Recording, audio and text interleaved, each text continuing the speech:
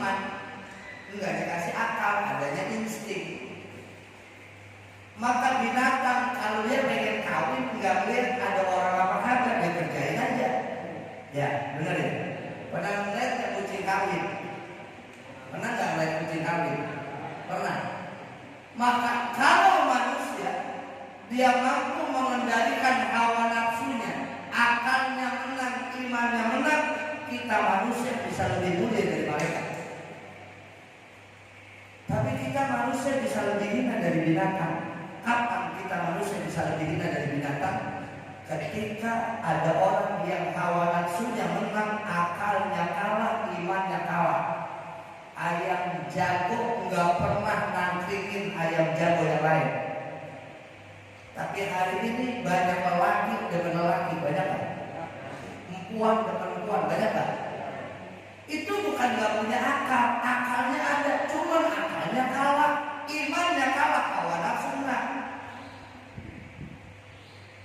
Jadi kalau hari ini ada manusia-manusia yang Allah kasih akal, Allah kasih iman, Allah kasih hawa nafsunya yang menang, maka dia bisa lebih hina dari binatang. Kucing gak pernah nangkringin kucing lelaki. Kucing lelaki dia cuma kawin sama kucing perempuan. Bener ya? Jadi hari ini akhir zaman Pak. Ini perlu diwaspadai. Ini saya perlu ingatkan Bapak Ibu semua karena ini penyakit. Ini nggak boleh dinormalin yang begini. Jadi hari ini beda dengan zaman dulu. Zaman dulu kalau ada zaman dulu kalau ada anak muda berdua-duaan mulu naik motor, maka orang tua di kampung udah malu. Ya benar ya. Zaman dulu. Cuman zaman sekarang kudu diwaspadai kalau bapak ibu punya anak laki, temennya laki mulu berdua-duaan di kamar pakai kunci pintu, lihat. Jangan diaktifin itu. Mulainya dia berbuat hal-hal yang kagak-kagak. Jadi zaman sekarang hal-hal kayak gini jadi penyakit ini. Maka kalau ada orang yang dia mampu menghadirkan Allah dalam hatinya, dia tidak perlu lagi ada CCTV, tidak perlu lagi ada manusia yang lihat, dia tetap taat.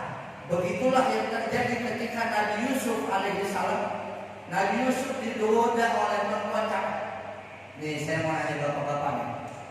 Bapak saudara, kalau umpama ada perempuan cakep dari mana?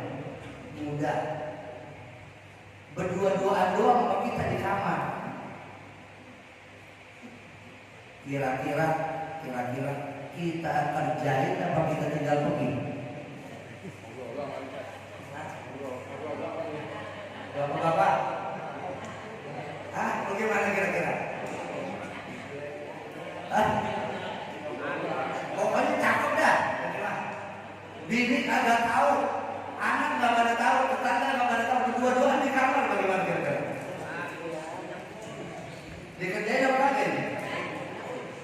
Ibu-ibu diam aja Bu. Saya ada kesimpannya bapak-bapak. Maka ketika Nabi Yusuf digoda oleh perempuan cantik, apa kata beliau? Ini Allah, saya takut sama Allah. Oke, manusia kagak tahu, ini kagak tahu, anak kagak pada tetangga, saya takut sama Allah. Gitu. Sekarang kita tambahin bapak, saudara, berdua-duaan di kamar, minta dikerjain ini kuat. Habis kerjain kita dibagi duit 10 juta. Bagaimana kira-kira?